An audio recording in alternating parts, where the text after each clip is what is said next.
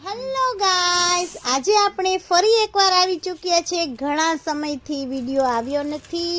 આ ફૂડનો વિડીયો અમે ઘણા સમય બાદ આપણે ઓડિયો કરી રહ્યા છીએ. તો આજે આપણે બનાવીશું છોલે ભટૂરોની વાનગી. તો તમે જોઈ શકો છો, સૌ પ્રથમ મેં આ રીતના સફેદ છોલે ચણાને લઈ અને રાત્રે પલાળી દીધા હતા અને 7 થી 8 કલાક તેને આપણે પલાળી દેવાના છે. ગરમ પાણીમાં પલાળશું તો એકદમ સરસ પલળશે. હવે આપણે ભટુરેનો લોટ બાંધી લેશું. મેં મેંદા અને ઘઉંના લોટના ભટુરે બનાવ્યા છે. 2 વાટકી મેંદાનો લોટ ત્યારે 1 વાટકી ઘઉંનો લોટથી ભટુરે મેં બનાવ્યા છે, જેથી કરીને મેંદાને ઘણાને પેટમાં જો સરખું ન રહે અને જામ થઈ જાય એવો લાગતું હોય તો આપણે મેંદાના લોટને બદલે થોડો એવો ઘઉંનો લોટ ઉમેરી શકીએ. આ રીતે બંને લોટને મિક્સ કરી લેવાના છે. ત્યારબાદ તેમાં ચમચી 1 મીઠું ઉમેરવાનું છે અને ત્યારબાદ આપણે થોડી એવી ખાંડ લેશું, 1 ચમચી જેટલી. ત્યારબાદ આ સાજીના ફૂલ છે તેને આપણે માપસર થોડા એવા 5 ચમચી જેટલા ઉમેરશું. ત્યારબાદ આપણે તેમાં દહીં ઉમેરવાનું છે. આ રીતે મિક્સ કરી અને થોડું એવું આપણે દહીં ઉમેરવાનું છે. મમ્મી, આ બધું તું લોટ બાંધવાનું જે કર છો એ કેટલી મિનિટ્સ પહેલા કે કેટલી કલાક પહેલા કરવું પડે? આ 2-3 કલાક સુધી આને રાખી દેવાનું છે. આ રીતે આપણે પાવરું એક મોણ નાખ્યું છે ને બધું મિક્સ કરી લેવાનું છે, હલાવી લેવાનું છે, એક રસ બનાવી બધું આ રીતે લોટને આપણે બાંધી લેવાનો છે. 2 કલાક સુધી રાખી દેશું ને ત્યારબાદ આપણે એમાં લોટને પાછો કૂણવવાનો હોય છે. આ રીતે થોડું થોડું પાણી ઉમેરતા જઈશું અને લોટ બાંધતા જઈશું આપણે. તો તમે અહીંયા સુધી પહોંચી ગયા છો તો લાઈક, સબસ્ક્રાઇબ અને શેર કરવાનું ભૂલતા નહીં. કેટલા દિવસો થઈ ગયા છે યાર, તમે વિડીયોને શેર કરો. અમારા ફૂડના વિડીયો તમે શેર કરશો, જો અમારે વધારે વ્યૂ આવશે તો ફૂડની નવી નવી રેસીપી તમારા સુધી પહોંચશે. તો વ્લોગ થોડા ઓછા આવશે, પણ વ્લોગનું આપણે ચાલુ તો રાખવાનું છે. તો આપણો લોટ બંધાઈ ગયો છે. મમ્મી, આગળ રેસીપી કે? આ રીતના આપણે ખુરદરો લોટ બાંધવાનો છે અને હાથમાં તેલ લગાવી અને થોડો મસળી અને રાખી દેવાનો છે. આ રીતે આપણે થોડો કૂણવતા જવાનું છે લોટને. બહુ સરસ રીતે આપણે સ્મૂથ થઈ જાય છે. ત્યારબાદ આપણે હવે છોલેને આપણે જોઈશું. તો છોલેને આ રીતે આપણે બાફવા મૂકવાના છે. 2 બટેટા આ રીતે મેં છોલી અને અંદર નાખી દીધા છે. આ રીતે કુકરમાં આપણે પાણી મૂકી અને ચણાને બાફવા મૂકવાના છે. તમે જોઈ શકો છો, સરસ રીતે ચણા આપણા પલળી ચૂક્યા છે અને હવે એને એક રસ સરસ બાફી લેવાના છે. 5 થી 6 સીટીમાં આપણા સરસ ચણા બફાઈ જશે અને આપણે ઘાટી ગ્રેવી કરવા માટે અંદર આપણે બટેટાને છાલી અને છોલ ઉતારી અને મૂકવાના છે. મીઠું એવું નાખી થોડું આપણે અને આ રીતે કુકરનું ઢાંકણ બંધ કરી દઈશું અને આપણે 5 થી 6 વિસલ કરી લેવાની છે. ત્યારબાદ આપણે સ્વચ્છ પાણીમાં ટમેટાને ધોઈ લઈશું અને ટમેટાને સમારી લઈશું. ટમેટાની ગ્રેવીથી બહુ સરસ કલર આવે છે આપણો. આ રીતે સ્વચ્છ કરી અને 2 મરચાં લઈશું. તેને પણ આપણે ધોઈ અને સ્વચ્છ કોરા કરી લેવાના છે. ટમેટાને આ રીતે કટકા કરી લઈશું. ઝીણા ઝીણા સમારી લેવાના છે. મરચાંને પણ તેમાં જ એડ કરી દેવાના છે અને બધું આપણે ગ્રેવી કરી લેવાનું છે. આ રીતે મિક્સચર કરી લેશું આપણે. મિક્સચર કરી અને આ રીતનો પલ્પ આપણો તૈયાર થાય છે. તમે જોઈ શકો છો, બહુ સરસ કલરફુલ પલ્પ લાગી રહ્યો છે. આ રીતે સૂકા મસાલા લેશું. તજ, લવિંગ અને બાદિયાને આ રીતે લઈ લેશું આપણે થોડા એવા. ત્યારબાદ તેનું આપણે વઘાર કરવા માટે તેને ખાંડણી દસ્તાની મદદથી અધકચરા એવા વાટી લઈશું. જ્યાં સુધી ખાંડણી દસ્તાની અંદર તે વટાય છે તો બીજી સાઈડ આપણે હવે જોઈ લઈશું કુકરની અંદર આપણા ચણા અને બટેટા બફાઈ ગયેલા છે. તો ચણા અને બફાઈ ગયેલા છે બટેટા, એને આપણે ચેક કરવા માટે મમ્મી હવે ચણાને થોડીક વાર દબાવશે. જો ચણો જલ્દીથી દબાઈ જાય તો એનો મતલબ એમ કે ભાઈ ચણા આપણા બફાઈ ગયા છે. એ બધી કોમન લોજિક્સ છે. એના પછી હવે આપણે શું કરવાનું હોય છે? ભાઈ વઘાર કરવાનો હોય છે. વઘાર કરવા માટે આપણે પેલા 3 થી 4 પાવડા જેટલું તેલ લઈ લઈશું. અને તેલ જેમ વધારે હોય ને એમ એને શાક ખાવાની મજા આવે, એટલે કે છોલે જે ખાવાની વધારે મજા આવે.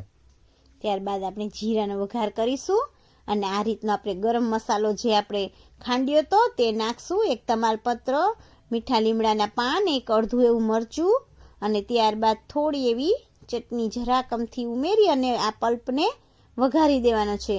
આ ટમેટાના પલ્પ વઘારવાથી આપણે સરસ ગ્રેવીનો કલર સરસ આવશે.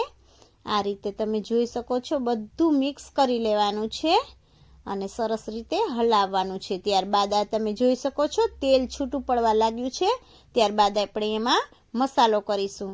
ત્યારબાદ આપણે એમાં હળદર નાખશું, મીઠું નાખશું, થોડી એવી ચટણી નાખશું અને બધું પાછું એકરસ હલાવી લેશું. આ તમે હવે જોઈ જ શકો છો કે આપણી ગ્રેવી છે જે ચડે છે ધીમે ધીમે. તો જ્યારે તમે તેલ મૂકેલું હોય છે ને ત્યારે વઘાર કરતા હોય ને તેની અંદર તમારે થોડોક એવો ગરમ મસાલો નાખવાનો છે, જેથી કરીને વઘારની અંદર બેસી જાય છે. તમે જોઈ શકો છો કેટલું મસ્ત મજાનું સ્લો મોશનની અંદર ઉછાળા મારે છે આપણો વઘારે ગ્રેવી. મસ્ત મજાની ખાવાનું મન તો થઈ જતું હોય છે. પણ હવે આપણે આગળ શું પ્રોસેસ કરવાની મમ્મી તમને સમજાવશે. આ રીતે આપણે બાફેલું બટેલું હોય તેને આપણે મેશ કરી લેવાનું છે હાથથી. સરસ રીતે આપણે અધકચરું અને એમાં ઉમેરી દેવાનું છે. પછી ફરી એકવાર આપણે હલાવશું અને આ ઘાટો રસો ગ્રેવી બનતી જશે. ત્યારબાદ આપણે મરચાંના ચીરિયા કર્યા છે તે પણ ઉમેરશું અને ત્યારબાદ આપણે બાફેલા ચણાને તેમાં ઉમેરી દઈશું. આ રીતે બધા ચણા ધીમે ધીમે આપણે તેમાં નાખી દઈશું અને બધું હલાવીને એક રસ કરી લેશું. આપણા જોઈ શકો છો કલર કેવો સરસ આવી રહ્યો છે આપણો છોલે ચણામાં. બજારથી પણ સરસ દેખાઈ રહ્યો છે ને આપણો. સ્વાદિષ્ટ એવું શાક બન્યું હતું આપણું છોલેનું. તો તમે આ રીતે જ જો ફોલો કરશો તો તમારા છોલે ભટુરે પણ બહુ જ મસ્ત બનશે. આ તમે જોઈ શકો છો મેં એમાં થોડી એવી ખાંડ ઉમેરી છે. તમારે જે રીતે ખટાશ ગળાશ જોઈએ તે રીતે તમે તમારા ખાતા હોય જે રીતે એ રીતે કરી શકો છો અને તીખાશ પણ તમે એ રીતે કરી શકો છો. મેં આમાં અડધું એવું લીંબુ નીચોવ્યું છે, કાજુના ટુકડા ઉમેર્યા છે થોડા એવા, કિસમિસ પણ નાખી હતી થોડી એવી. ત્યારબાદ ફરી એકવાર હલાવી અને સરસ મિક્સ કરી લેશું. ત્યારબાદ આપણે હવે આપણા ભટુરાની તૈયારી કરી લેશું.